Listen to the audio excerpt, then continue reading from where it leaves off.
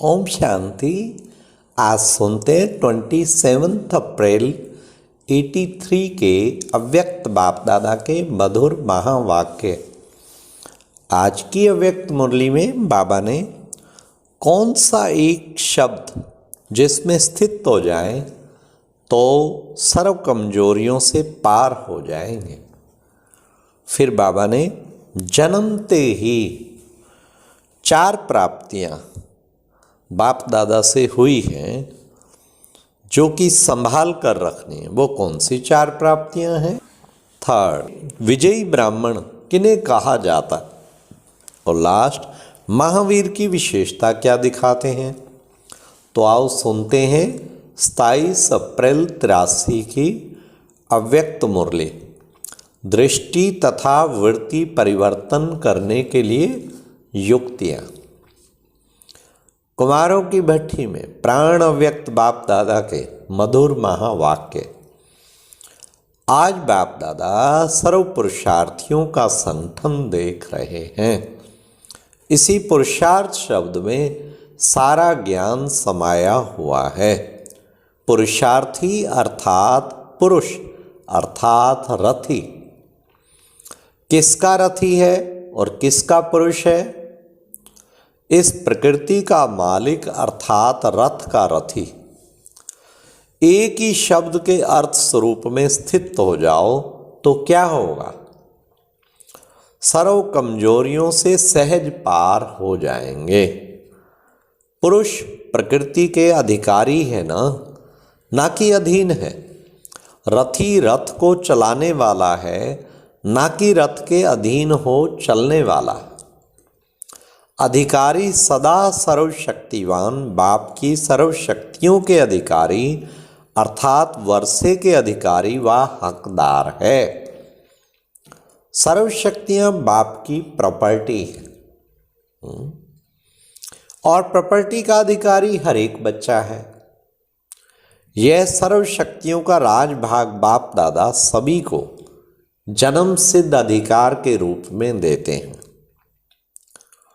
जन्मते ही यह स्वराज्य सर्व शक्तियों का अधिकारी स्वरूप के स्मृति का तिलक और बाप के स्नेह में समाये हुए स्वरूप के रूप में दिल तख्त सभी को जन्म लेते ही दिया है। जन्मते ही विश्व कल्याण के सेवा का ताज हर बच्चे को दिया है। तो जन्म के अधिकार का तख्त, तिलक, ताज और राज्य सबको प्राप्त है ना। ऐसे चारों ही प्राप्तियों के प्राप्ति स्वरूप आत्माएं कमजोर हो सकती हैं। क्या ये 4 प्राप्तियां संभाल नहीं सकते हैं? कभी तिलक मिट जाता, कभी तख्त छूट जाता, कभी ताज के बदले बोझ उठा लेते, व्यर्थ कखपन की टोकरी उठा लेते। नाम स्वराज है लेकिन स्वयं ही राजा के बदले अधीन प्रजा बन जाते। ऐसा खेल क्यों करते हो? अगर ऐसा ही खेल करते रहेंगे तो सदा के राजभाग के अधिकार के संस्कार अविनाशी कब बनेंगे? अगर इसी खेल में चलते रहे तो प्राप्ति क्या होगी? जो अपने आदि संस्कार अविनाशी नहीं बना सकते, वे आदि काल के राज्य अधिकारी कैसे बनेंगे? अगर बहुत काल के योधेपन के ही संस्कार रहे अर्थात युद्ध करते करते समय बिताया तो आज जीत कल हार, अभी अभी जीत और अभी अभी हार। सदा के विजयीपन के संस्कार नहीं तो इसको क्षत्रिय कहा जाएगा या ब्राह्मण कहा जाएगा। ब्राह्मण सो देवता बनते हैं ना। क्षत्रिय तो फिर क्षत्रिय ही जाकर बनेगा। देवता की निशानी और क्षत्रिय की निशानी में देखो अंतर है। यादगार चित्रों में उनको क्या कहेंगे? उनको कमान दिखाया। उनको मुरली दिखाई है। मुरली वाले अर्थात मास्टर मुरलीधर बन विकारों रूपी सांप को विषैले बनने की बजाय विष समाप्त कर शैया बना दी। कहाँ विष वाला सांप और कहाँ शैया। इतना परिवर्तन किससे किया? मुरली से। ऐसे परिवर्तन करने वाले को ही विजयी ब्राह्मण कहा जाता। तो अपने से पूछो, मैं कौन? सभी ने अपनी अपनी कमजोरियों को सच्चाई से स्पष्ट किया है। उस सच्चाई की मार्स तो मिल जाएगी, लेकिन बाप दादा देख रहे थे कि अभी तक जबकि अपने संस्कारों को परिवर्तन करने की शक्ति नहीं आई है, विश्व परिवर्तक कब बनेंगे? अभी दृष्टा हो, दृष्टि द्वारा देखने वाले दृष्टा दृष्टि क्यों विचलित करते? दिव्य नेत्र से देखते हो व इस चमड़ी के नेत्रों से देखते हो? दिव्य नेत्र से सदा स्वतः ही दिव्य स्वरूप ही दिखाई देगा। चमड़ी की आंखें, चमड़े की आंखें चमड़ी को देखती चमड़ी को देखना, चमड़ी को सोचना किसका काम है? फरिश्तों का, ब्राह्मणों का, स्वराज्य अधिकारियों का। तो ब्राह्मण हो या कौन हो, नाम बोले क्या? सदैव हर एक नारी शरीरधारी आत्मा को शक्ति रूप, जगत माता का रूप, देवी का रूप देखना, यह है दिव्य नेत्र से देखना। कुमारी है, माता है, बहन है, सेवाधारी निमित्त शिक्षक है, लेकिन है कौन? शक्ति रूप ना। बहन भाई के संबंध में भी कभी कभी वृत्ति और दृष्टि चंचल हो जाती है, इसलिए सदा शक्ति रूप है। शिव शक्ति है। शक्ति के आगे अगर कोई आसुरी वृत्ति से आते तो उनका क्या हाल होता? वह तो जानते हो ना, हमारी टीचर नहीं बल्कि क्या बोलना है, शिव शक्ति है, ईश्वरीय बहन है। इससे भी ऊपर शिव शक्ति रूप देखो। माताएं व बहनें भी सदा अपने शिव शक्ति स्वरूप में स्थित रहें। मेरा विशेष भाई विशेष स्टूडेंट नहीं, वह शिव शक्ति है। और आप महावीर हो, लंका को जलाने वाले हो। पहले स्वयं के अंदर रावण वंश को जलाना है। महावीर की विशेषता क्या दिखाते हैं? वह सदा दिल में क्या दिखाता है? वह सदा दिल में दिखाता है एक राम दूसरा न कोई। दिखाते हैं ना हनुमान जी, पूरा हृदय पाड़ कर दिखाया अंदर राम। चित्र देखा है ना, तो हर भाई महावीर है और हर बहन शक्ति है। महावीर भी राम का है, शक्ति भी शिव की है। किसी भी देहधारी को देख सदा मस्तक की तरफ आत्मा को देखो। बात आत्मा से करनी है, ना कि शरीर से।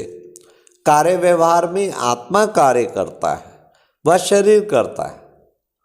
सदा हर सेकंड शरीर में आत्मा को देखो। नजर ही मस्तक मणि पर जानी चाहिए।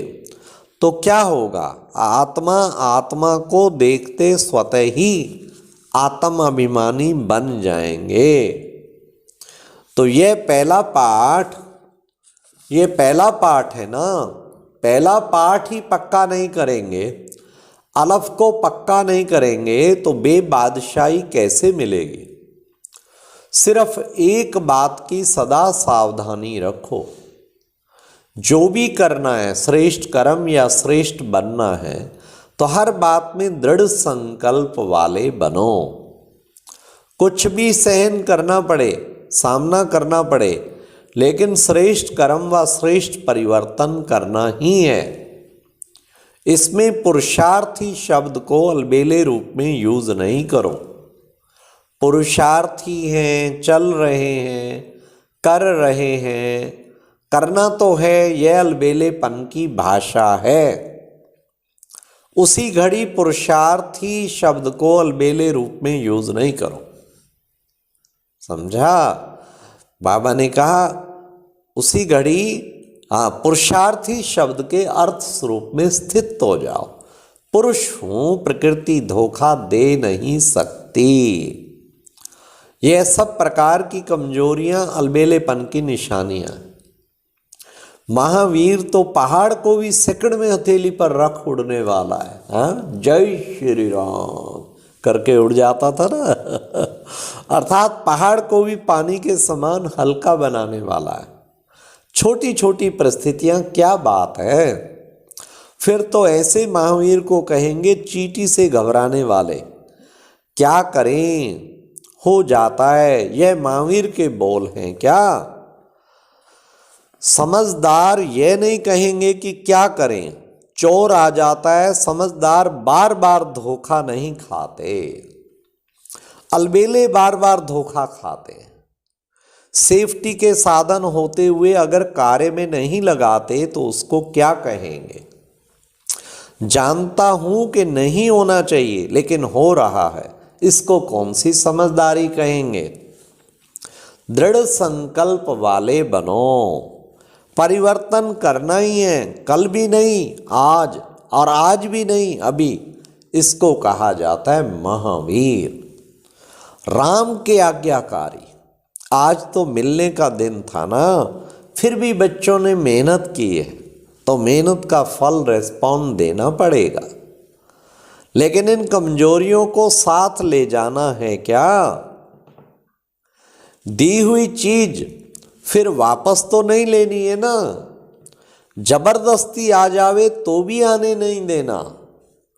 दुश्मन को आने दिया जाता है क्या। अटेंशन चेकिंग ये डबल लॉक, याद और सेवा ये दूसरा डबल लॉक सबके पास है ना। लॉक लगाना दोनों तरफ, बाबा ने कहा दोनों तरफ लॉक लगाना, समझा, एक तरफ नहीं लगाना। खातरी तो स्थूल सूक्ष्म बहुत हुई है, डबल खातरी हुई है ना। जैसे दीदी दादी व निमित्त बनी हुई आत्माओं ने दिल से खातरी की है तो उसके रिटर्न में सब दीदी दादी को खातरी देकर जाना कि हम अभी से सदा के विजयी रहेंगे। सिर्फ मुख से नहीं बोलना, मन से बोलना। फिर 1 मास के बाद इन फोटो वालों को देखेंगे कि क्या कर रहे हैं। किससे भी छिपाओ लेकिन बाप से छिपा नहीं सकेंगे। अच्छा, सदा दृढ़ संकल्प द्वारा सोचा और किया, दोनों को समान बनाने वाले, सदा दिव्य नेत्र द्वारा आत्मिक रूप को देखने वाले, जहां देखें वहां आत्मा ही आत्मा देखें, ऐसे अर्थ स्वरूप पुरुषार्थी आत्माओं को बाप दादा का याद प्यार और नमस्ते। तो ये थी आज की मुरली।